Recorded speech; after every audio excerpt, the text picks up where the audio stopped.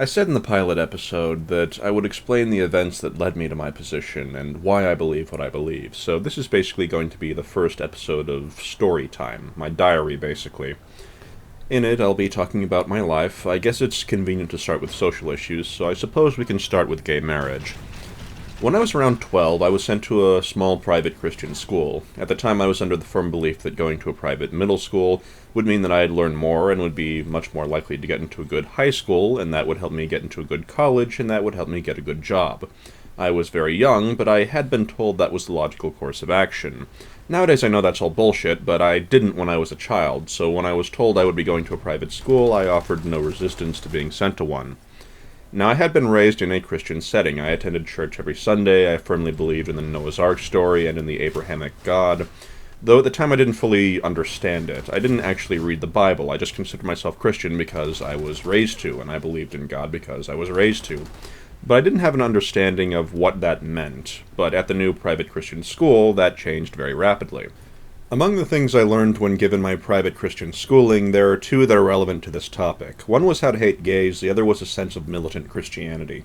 I was, relative to the school, raised as an Old Testament Christian with no cherry-picking. I learned about all the Old Testament massacres and slaughters, and of course learned that they were morally good, and that it would please God to purge the unclean. I learned how to hate gays, I learned how to hate Muslims, I learned that America was a Christian nation, founded on the Bible, with all of our founding fathers being Christians and the Bible guiding us to greatness. And I learned that the best thing for a good Christian boy to do was to grow up to enlist in America's proud Christian military, to cleanse the world of filth in the name of Jesus, and if needed, give my life for Jesus and go to heaven for my eternal reward. Of course, later I learned about a few slight historical inaccuracies on the nature of the beliefs of the founding fathers of the United States. But there was a paper I wrote, an English class assignment, was about how to round up and kill the gays, how to cleanse the world. Now, keep in mind at the time I firmly believed in simply killing homosexuals. I didn't hold the belief prior to going to the school, but I had it for a couple years after. One thing stood out as strange to me, though. See, I had learned that the ultimate, most important thing for a good Christian boy was readiness to fight and die for Jesus, and that this was the ultimate aspiration in life. But this seemed to cause a small conflict of interest. As twisted as it was, I also learned a very strict sense of honor. The idea that soldiers should be well rewarded for their bravery and their sacrifice and their service. Now, something stood out to me as a tiny nagging problem in my head that made me ponder it once in a while, and that was that if serving America, serving the Christian nation under God, was the ultimate goal and aspiration, and nothing else was important, and that all my sins were washed away if I was willing to fight and die for Jesus, then wouldn't the sins of others also be washed away if they were equally as dedicated?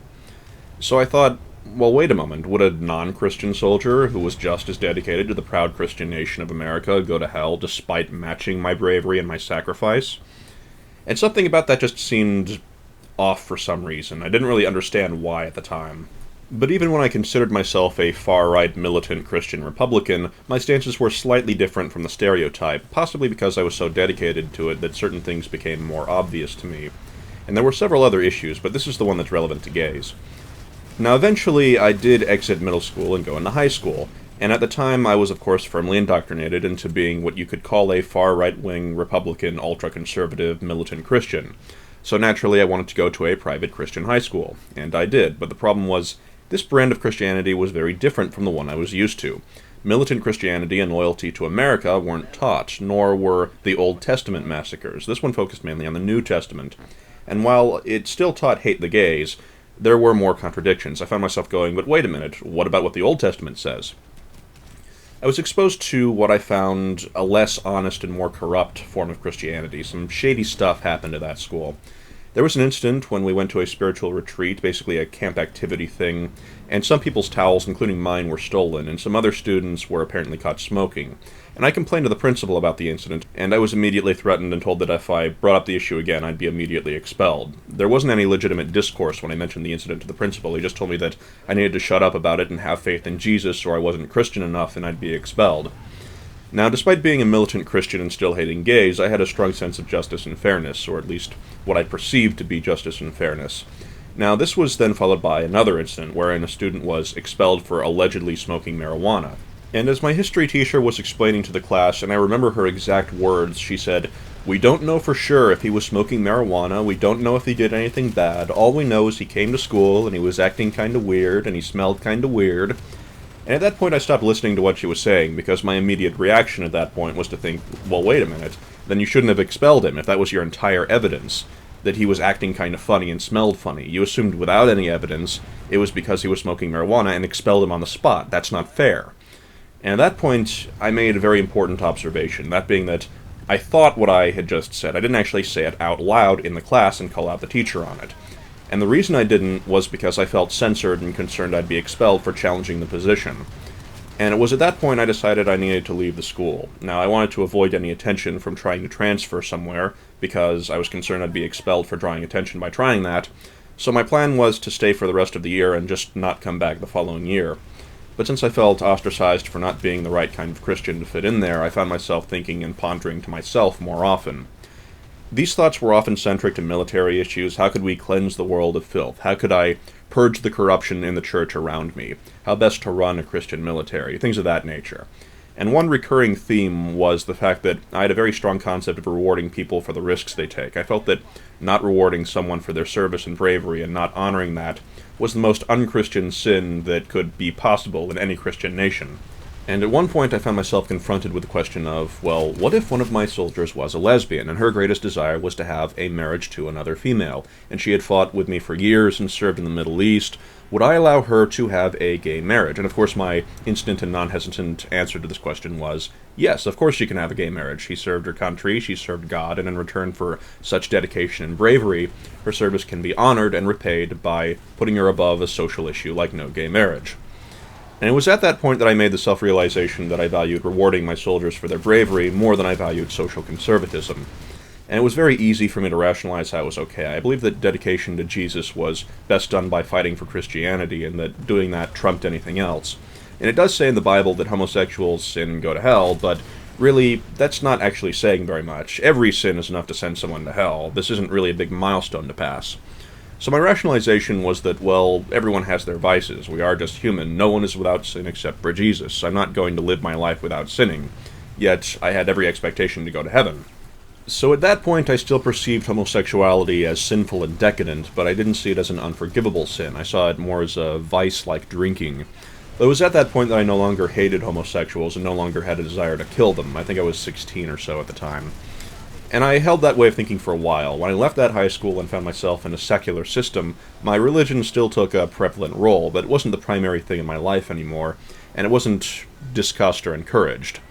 My only regular religious encouragement came from my Sunday church and related church activities, and eventually after another round of detecting contradictions and hypocrisy, I stopped attending church, and my religion was sort of placed on the back burner as I focused on the rest of my life. It was still very important, but nowhere near as important as it was. And things basically just eroded over the next few years as I gained more information and discovered more and more errors and contradictions. Nowadays I don't see anything wrong about homosexuality. I learned enough about genetics to know that homosexuality is often not a choice.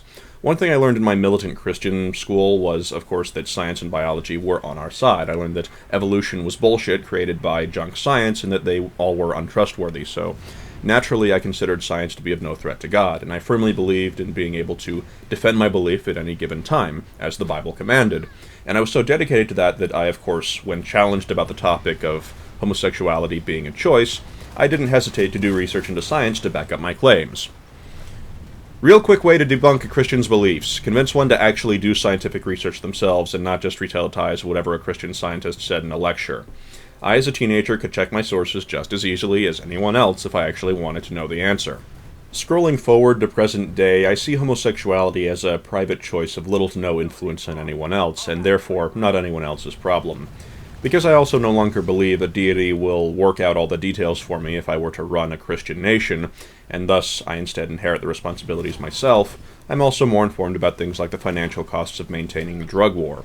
I don't see how regulation of people's sexuality is of any significance to the state, nor how it's worth the money even if it were a concern. I used to firmly hate homosexuality to the point of wanting to kill all gays. I hated the idea of watching two girls kiss or lick each other. But I feel that in repressing the sexuality of others, I repressed my own to some extent. I'm not a homosexual, but I do enjoy watching two girls do stuff or having a threesome if it involves two girls. I used to be very much opposed to both of those. I still can't stomach the idea of a threesome that involves two males, though. I don't think I could ever participate in one of those. I find myself repulsed by it. Either it's a holdover from my indoctrination on the subject, or it's simply because my sexuality makes me extremely reluctant, but in either case, I found myself to enjoy threesomes that involve two females, so long as I have the energy for both, and despite the fact that I myself won't participate with another male present, I don't have anything against people who do. So I don't have anything against homosexuals, nor do I consider it my business or the business of the state, unless it was proven that male homosexuality, for example, caused higher risk of epidemic. The belief that male homosexuality caused and spreads AIDS, combined with the fact that the Bible actually allows girl-on-girl and permits marriage of one man and multiple women, made me accept female homosexuality and female bisexuality a lot faster than I accepted either for males. So I still retain distaste for homosexual males, despite still being in the time frame where I was getting curious about doing something with two girls at once, and even past the point where I actually first did that. Present day, I'm fairly certain that the idea about male homosexuals presenting a legitimate health hazard is a myth.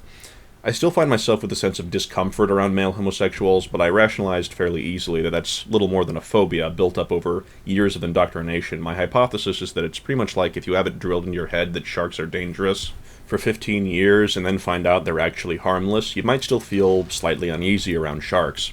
I consider it an irrational phobia that I don't know how to self-treat, and therefore I just don't allow it to interfere with my political decisions, since I don't see a rational basis for me to say, I have a phobia of cats, therefore anyone who has a cat should be killed. So as it is today, I'm strongly in favor of things like gay marriage, regardless of whether it's between two males or two females, and what led me to that was, oddly enough, the hyper-militant part of me being a Christian. I discovered I valued repaying my soldiers for their bravery and valued rewarding loyalty a lot more than I valued social conservatism, and that's what originally set things in motion. Nowadays I couldn't care less what your sexuality is. The only thing that really matters to me is if you're willing to serve the country in one way or another and are willing to participate in building a brighter future for humanity. To me, a person's sexual preferences seem very unimportant, especially in comparison to a task as large as building a future for our species. And I don't see a legitimate reason why people's sexuality should be repressed. I don't think that's mentally healthy. I think more honest sex and less repression makes people healthier and happier, so I'm generally against repression. After my first threesome, I felt a sense of calmness, and I just don't think continuing to repress my own sexuality would have been healthy, and I don't see how it would be for any other average human. The simple fact is that scientific evidence is more important than a phobia, especially when I know damn well it was caused by brainwashing. And I think that, according to science and medicine and my own experiences, repression of sexuality is bad, and according to science and medicine and my own studies in government, I don't think there's any legitimate reason to repress it on a state level. So I don't think homosexuals should have their rights restricted, because I don't see any reason for them to be restricted that holds up under scientific and medical scrutiny, or under the scrutiny I myself can provide when it comes to management of a nation. Even if I believed unrepressed sexuality could lead to the risk of disease, I already know that teaching abstinence doesn't well inform people and is a lot less effective than teaching people personal responsibility. I only had one sex ed class when I was in public school in 5th grade, and despite it being a public school, it was an abstinence-only program. It didn't explain what condoms were, or what birth control was, or how to do things safely. It labeled having sex as a risky behavior, and that we should avoid risky behaviors, or we'd get AIDS. This wasn't a public school, and they didn't even tell us that there were any treatments for AIDS. They just said it was incurable. Imagine if someone got HIV and assumed there was no medicine that would help at all. And in my middle school and early high school years, there was no sex education. There was only biblical coverage of sex, which of course taught abstinence until marriage. That was another contradiction that I gave up when I learned that people were, at the time the Bible was written, often married around the age of 12 to 13. I first learned what a condom was from a female classmate in middle school. So I'd sooner dump the abstinence-only sex education programs and instead teach people how to do it safely, to understand the development of their own bodies, etc. And I think giving people an education is a lot better than telling people not to do something. So if I wind up President of the United States, teaching abstinence would be completely removed from our educational system and would be replaced by actual education. In Balthazar 3457's Meritocracy, there's not going to be this massive stigma against talking about sex to children. They'll learn everything they need to know to be responsible about the subject. That's the purpose of an educational system, to create a responsible and well-informed citizen. Condoms, birth control, blood tests, the fact that it's biologically natural, science, medicine, and biology. So that's why I'm in favor of gay marriage, and also my stance on sex education. I'll see you next time.